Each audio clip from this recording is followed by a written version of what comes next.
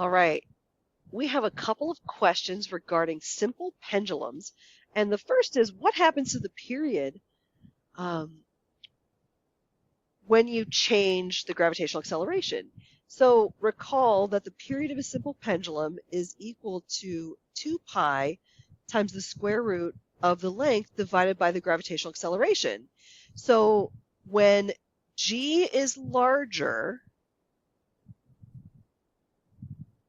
I like to visually draw it really large, very naturally, t is going to have to get smaller, right? Just like a tenth versus 100th. When you make your denominator bigger, your overall fraction becomes smaller. So the period of a simple pendulum under higher gravity